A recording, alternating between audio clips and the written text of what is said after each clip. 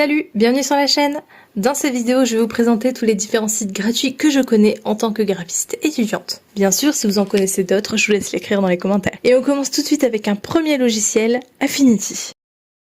Ce logiciel gratuit provient de Canva, mais vous inquiétez pas besoin de compte pro sur l'appli Canva pour pouvoir utiliser Affinity. C'est vraiment totalement gratuit et c'est une très bonne alternative, on va dire, au logiciel Illustrator. On peut faire vraiment énormément de choses, comme déjà la création du document, on a plein de propositions du format A3, A4, A5, portrait, paysage, il y a vraiment énormément de choix.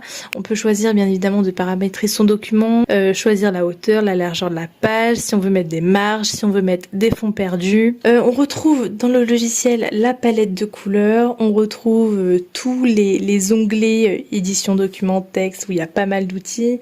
On retrouve l'outil plume, on retrouve l'outil crayon, enfin il y a énormément d'outils que je vous laisserai découvrir. Il y a aussi l'outil texte, et ce qui est bien dans Affinity, on peut créer son style de texte.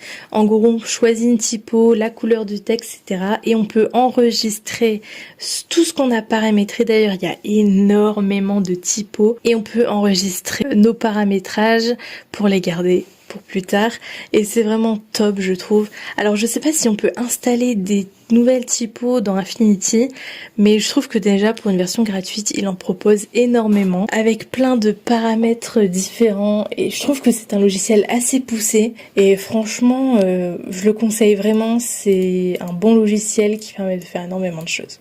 Ensuite on a un deuxième logiciel, Figma.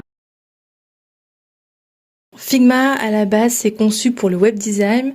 Il permet en fait de concevoir le visuel d'un site avec ses interactions, une sorte de prototype, un crash test, on va dire. Le visuel d'un site, les interactions qu'on peut avoir, c'est vraiment utilisé pour l'UI et l'UX. Maintenant, il y a beaucoup de fonctionnalités sur Figma et je pense que c'est aussi une très bonne alternative au site Adobe. Même si niveau retouche photo, on est encore très limité. Personnellement, les retouches photo, je les fais sur un autre logiciel que je vous présenterai après. Alors, petit défaut, dans sa version gratuite, on a des accès limités. On peut pas faire autant de plans de travail qu'on veut, c'est assez limité. Dans la version payante, quand on vous crée un prototype, il vous propose le code de votre prototype que vous pouvez ensuite intégrer dans le vrai site. Dans la version gratuite, il ne le propose pas. Donc c'est vraiment le petit défaut que je trouve à ce logiciel. Après, la version gratuite propose d'énormes possibilités. Alors toutefois, au début, j'étais un peu perdue dans ce logiciel, j'avais pas la main dessus, mais je vous conseille du coup de regarder des vidéos tuto, et il y en a de vraiment bien sur YouTube. Et une fois que vous avez ce logiciel en main, vraiment le champ des possibles est ouvert. Ensuite, un dernier logiciel que je peux vous présenter, c'est Photopea.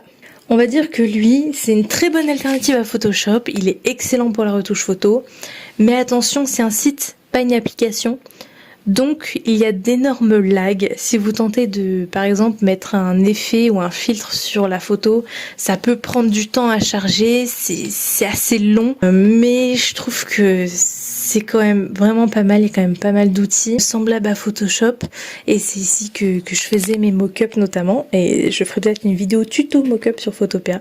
Mais en tout cas, pour un petit site gratuit, c'est vraiment pas mal du tout.